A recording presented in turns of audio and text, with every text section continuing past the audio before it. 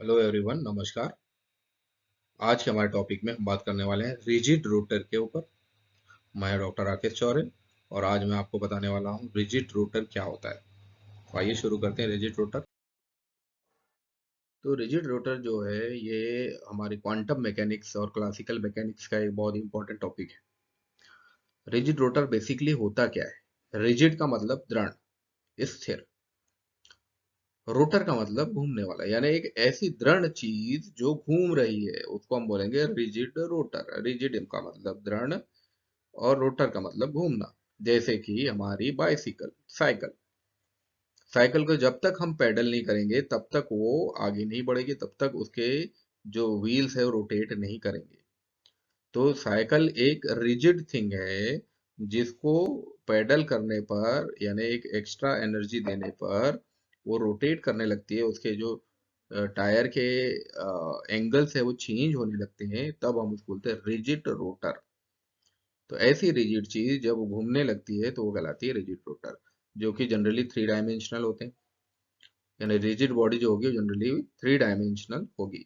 पर कुछ कुछ रिजिड बॉडी टू डायमेंशनल भी होती है, जैसे हमारे केमिस्ट्री में डायटॉमिक मॉलिक्यूल जो होते हैं वो टू डायमेंशनल होते हैं। या एक एग्जांपल लिख सकते हैं हम पेंसिल का। पेंसिल जो होती है वो 2D होती है, यानी लीनियर होती है, यानी बस घुमाने पर दो ही एंगल दिखाएगी वो। तो जो थ्री डायमेंशनल बॉडी होती है वो रोटेट करने पर मल्टीपल एंगल दिखाती है, दो से ज्यादा एंगल दिखाती है। लेकिन जो लीनियर बॉडी होगी वो दो ही एंगल दिखाएगी बस, जैसे कि पेंसिल। तो रिजिड रोटर हमने आपको बताया कि यदि एंगल बदल रहा है तो वो रिजिड रोटर होगा। यदि एंगल नहीं बदल रहा होगा तो रिजिड बॉडी क्या रहेगी? स्टैंडिंग बॉडी कहलाएगी सिर्फ। तो रिजिड रोटर जब एंगल बदलता रहेगा तो रिजिड रोटर कहलाएगा। इसको हम रिजिड रोटेटर भी कहेंगे। एक स्पेशल रिजिड रोटर जो कि मैंने आपको बताया पेंसिल, एक लीनियर रोटर कहलाता है। ये टू डायमेंशनल ऑब्जेक्ट होता है। और हम केमिस्ट्री में डायटॉमिक मॉलिक्यूल जो होते हैं वो लीनियर रोटर कहलाते हैं। ये डायटॉमिक मॉलिक्यूल जो होते हैं रिजिड लीनियर रोटर कहलाते हैं। और रिजिड रोटर्स को मोमेंट ऑफ इनर्शिया के आधार पर क्लासिफाई किया गया है। मोमेंट ऑफ इनर्शिया क्या होता है इसके बारे में भी हम डिस्कस करेंगे। और हमारे प्रीवियस वीडियो में भी हमने इसको डिस्कस किया हुआ है माइक्रोवेव स्पेक्ट्रोस्कोपी में, तो आप वहां पे भी जाके इसको देख सकते हैं। तो जब भी मॉलिक्यूल का रोटेशन होता है तो मॉलिक्यूल के जो बॉन्ड्स हैं, जनरली क्या होता है मॉलिक्यूल्स को अगर हम खींचेंगे या घुमाएंगे तो उनके बॉन्ड्स ब्रेक हो जाते हैं, टूट जाते हैं, डिस्टॉर्ट हो जाते हैं। लेकिन इस तरह के जो मॉलिक्यूल होते हैं, जो रिजिड रोटर वाले मॉलिक्यूल होते हैं, इनके बॉन्ड टूटते नहीं है, डिस्टॉर्ट नहीं होते स्ट्रेस की वजह से।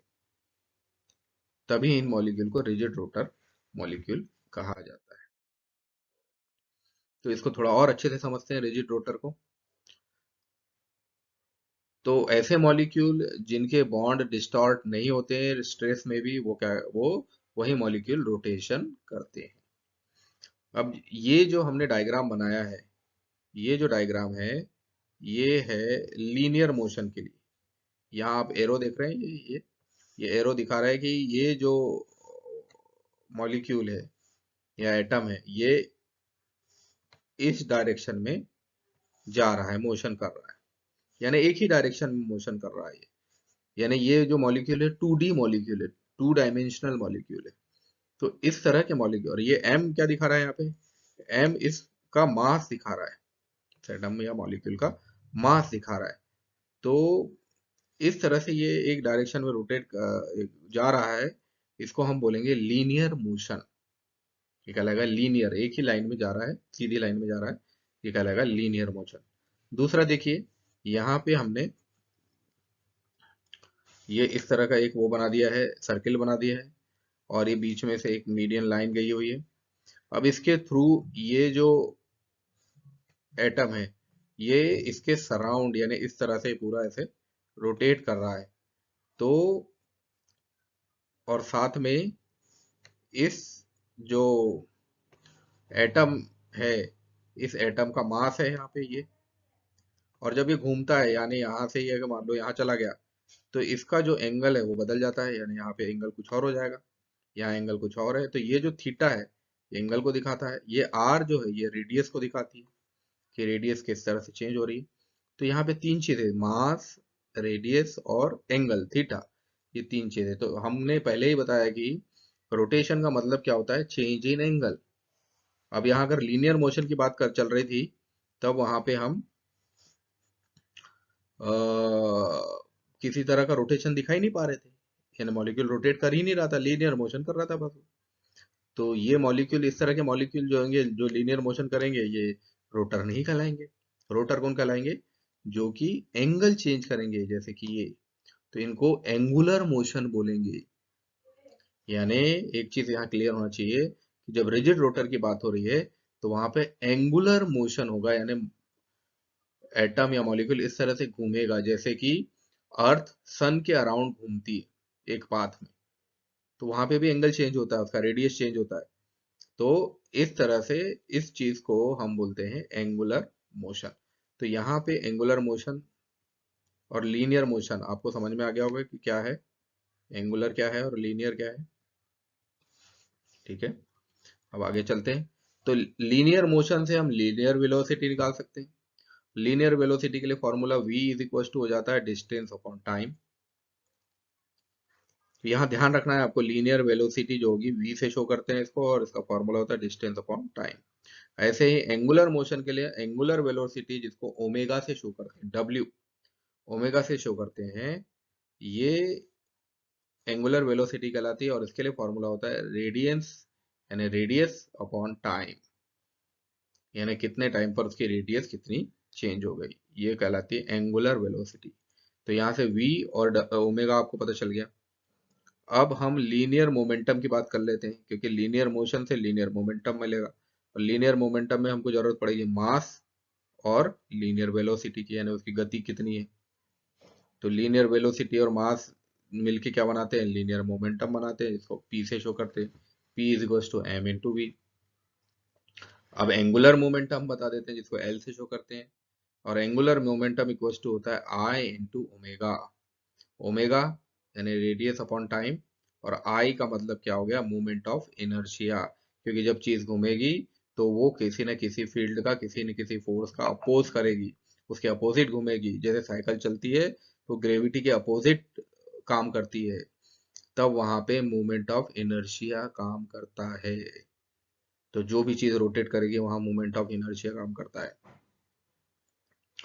तब मोमेंट ऑफ इनर्शिया को हम लिख सकते हैं I is equal to M R square.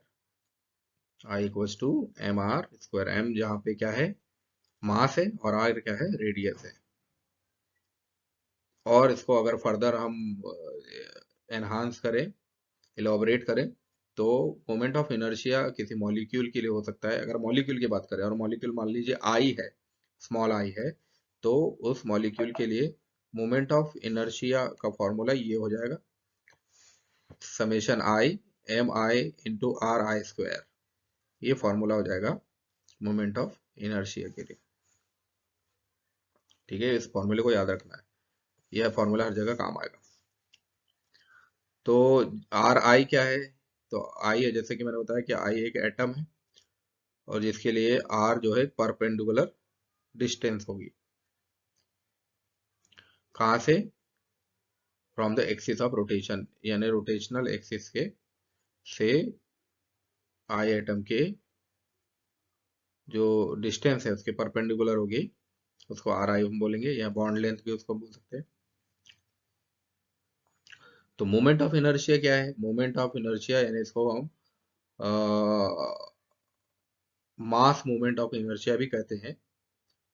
तो वो किसी भी ऑब्जेक्ट का जो कि अपने रोटेशनल रेट को चेंज करने के लिए रेजिस्टेंस को अपोज करता है, यानी वो अपने रेट ऑफ रोटेशन को चेंज करता है, यानी घूमना शुरू करता है या घूमता है, तब वो अपने मास का रोटेशनल एनालॉग होता है। तो यहीं पर मोमेंट ऑफ इनर्शिया जनरेट होता है, दिखाई देता है। अब बात कर लेते हैं क्लासिफिकेशन के। रिजिड रोटर्स को जो है वो, जैसा कि मैंने आपको बताया, चार कैटेगरीज में क्लासिफाई किया गया है। तो इनके पास तीन डिफरेंट मोमेंट ऑफ इनर्शिया हो गए, आई ए, आई बी और आई सी। जैसे कि HCl में जो होता है, HCl एक डायटोमिक मॉलिक्यूल है, इसमें IA 0 होता है, जबकि IB और IC एक दूसरे के बराबर होते हैं। ये है HCl का मॉलिक्यूल। इसमें आप देख रहे हो, ये है IA, ये IB और ये IC। ये H हाइड्रोजन का मॉलिक्यूल है, ये क्लोरीन का मॉलिक्यूल है। अब देख रहे हो यहाँ पे क्लोरीन का जो एटम है, सॉरी, दोनों एटम्स है, मॉलिक्यूल तो HCl का है, तो हाइड्रोजन का एटम है और क्लोरीन का एटम है। तो आप यहाँ देख रहे हैं कि क्लोरीन का एटम बड़ा दिखाई दे रहा है और हाइड्रोजन का एटम छोटा दिखाई दे रहा है। ऐसा क्यों? ऐसा इसलिए क्योंकि हाइड्रोजन ने इलेक्ट्रॉन लूज कर दिया है, यानी वो छोटा हो गया, स्क्वीज हो गया, और क्लोरीन ने इलेक्ट्रॉन गेन कर लिया, यानी वो बड़ा हो गया, इसलिए उसका शेप बड़ा दिखाई दे रहा है। तो इस तरह से मोमेंट ऑफ इनर्शिया तीनों डायरेक्शन में, यानी एक्स वाई और जेड के टर्म्स में अगर हम बोले इनको, तो तीनों डायरेक्शन में मोमेंट ऑफ इनर्शिया क्या रहेगा? अलग अलग रहेगा। इसीलिए जब हम HCl का मोमेंट ऑफ इनर्शिया बताते हैं, तब वहां IA, क्योंकि IA वाली जो एक्सिस है, यानी ये जो एक्सिस है, इस एक्सिस पर ही जो मॉलिक्यूल है वो घूम रहा है, बाकी की दो एक्सिस पर नहीं घूम रहा है, इसलिए इनकी वैल्यू जो है वो इक्वल हो रही है, और इस एक्सिस पर वो घूम रहा है। तो इस तरह से HCl के मॉलिक्यूल में बता सकते हैं। तो रिजिड रोटर जो होते हैं, पहला रिजिड रोटर लीनियर रोटर, यानी वही डायटोमिक मॉलिक्यूल आ जाएंगे, जिसके अंदर आ जाएगा HCl, HCl आ जाएगा, ये एसिटिलीन आ जाएगा, आइसोसाइनेट आ जाएगा, कार्बन डाइऑक्साइड आ जाएगा। इन सभी मॉलिक्यूल में ये लीनियर रिजिड रोटर कहलाते हैं, और इन सब में IA की वैल्यू जो रहेगी 0 रहेगी, IB इक्वल टू IC रहेगा। स्फेरिकल टॉप वाले जो मॉलिक्यूल रहेंगे, जैसे कि मीथेन, SiH4, SF6, ये, इनमें तीन जो मोमेंटम रहेंगे, तीनों के तीनों एक दूसरे के बराबर रहेंगे, इक्वल रहेंगे। सिमेट्रिक टॉप रोटर्स जो रहेंगे, इसमें अमोनिया, CH3CN, CH3Cl, ये सब आते हैं। इसमें दो इक्वल मोमेंटम रहेगा, जैसे IA और IB इक्वल रहेंगे, लेकिन IB IC के इक्वल नहीं रहेगा। एसिमेट्रिक टॉप्स में क्या होगा? जैसे कि H2 का मॉलिक्यूल और मिथेनॉल का मॉलिक्यूल, विनाइल क्लोराइड का मॉलिक्यूल, यहाँ पे जो मोमेंट ऑफ इनर्शिया रहेगा, IA, IB और IC तीनों ही एक दूसरे से अलग अलग रहेंगे, इक्वल नहीं रहेंगे। तो इस तरह से चार जो रिजिड रोटर्स हैं, लीनियर रोटर यानी डायटोमिक मॉलिक्यूल, स्फेरिकल टॉप वाले, CH4 का स्ट्रक्चर आप देखिए, टेट्राहेड्रल टाइप का। अमोनिया का देखिए सिमेट्रिक टॉप रोटर, अमोनिया का स्ट्रक्चर देखिए, ट्राइगोनल पिरामिडल जो स्ट्रक्चर होता है, जहाँ पे ऊपर एक लोन पेयर रहता है, दिखाई देता है। एसिमेट्रिक टॉप रोटर, H2 का मॉलिक्यूल देखिए, जो बैंड शेप का होता है। तो ये इन सारे मॉलिक्यूल्स में मोमेंट ऑफ इनर्शिया की क्या पोजीशन है, इसको हम बता सकते हैं कि लीनियर मॉलिक्यूल में I इक्वल टू 0, IB और IC बराबर होंगे। स्फेरिकल टॉप में IA, IB, IC तीनों बराबर होंगे। सिमेट्रिक टॉप में IA और IB बराबर होंगे, लेकिन IC IB के बराबर नहीं होगा, और एसिमेट्रिक टॉप में तीनों ही बराबर नहीं होंगे। तो ये बेसिक डिफरेंट है ये चारों रिजिड रोटर्स में। तो ये क्लासिफिकेशन में भी आपको काम आ सकता है। अब हम रिजिड रोटर के जो मोमेंट ऑफ इनर्शिया, इसको डिराइव कर लेते हैं। तो इसमें हम लीनियर रिजिड रोटर ले रहे हैं, और उसके लिए हम HCl का मॉलिक्यूल ले रहे हैं। तो अब जब HCl का मॉलिक्यूल में देखिए, इधर क्लोरीन है, ये जो बड़ा वाला हमारा सर्किल है, ये वाला, ये क्लोरीन है, और ये जो छोटा सर्किल है, ये है हमारा, ये छोटा वाला जो है, ये है हमारा हाइड्रोजन। तो हाइड्रोजन क्यों छोटा है और क्लोरीन क्यों बड़ा है, ये हमने आपको बता दिया। अब देखिए इन दोनों के बीच में जो है, ये मोमेंट ऑफ इनर्शिया चलेगा, IB equals to IC and IA equals to 0, क्योंकि मॉलिक्यूल लीनियर है, इसलिए I इक्वल टू 0 रहेगा और IB और IC इक्वल रहेंगे। तो M1 M2 क्या है, यहाँ पे M1 M2 मासेस है। R0 क्या है, ये इनके बीच की रेडियस है। तो R0 पूरा M1 से लेके M2 के बीच की है, जबकि R1 M1 की है और R2 M2 की है, रेडियस है। और C क्या है, C is centre of gravity है, ग्रेविटी का सेंटर है। अब देखिए इस इक्वेशन के हिसाब से M1 R1 equals to M2 R2 हो जाएगा। R1 plus R2 equals to R0 हो जाएगा, क्योंकि R0 R1 और R2 के बराबर है। तब मोमेंट ऑफ इनर्शिया का फॉर्मूला जब लगाएंगे तो I equals to M R square होता है। तो M1 R1 square plus M2 R2 square हो जाएगा। तब ये जो फॉर्मूला है ये आगे इलाबोरेट होगा, तो I equals to M1 into M2 divided by M1 plus M2 into R0 square आ गया। R0 स्क्वायर कहाँ से आ गया, क्योंकि R1 प्लस R2 का स्क्वायर से R0 स्क्वायर आ गया। और बाकी की ये चीजें जो हमने ऐड कर दी, इनको ऐड कर दिए, तो इस तरह से इक्वेशन मिल गई I equals to M1 into M2 divide by M1 plus M2 into R0 square. तो इस तरह से I equals to mu R0 square, क्योंकि म्यू जो होता है मास इसका, इसको रिड्यूस मास भी कहा जाता है या इफेक्टिव मास भी कहा जाता है म्यू को। म्यू क्या है, यह मास इसका सम है, रिड्यूस मास है। तो इस तरह से हमने मोमेंट ऑफ इनर्शिया को डिराइव कर दिया।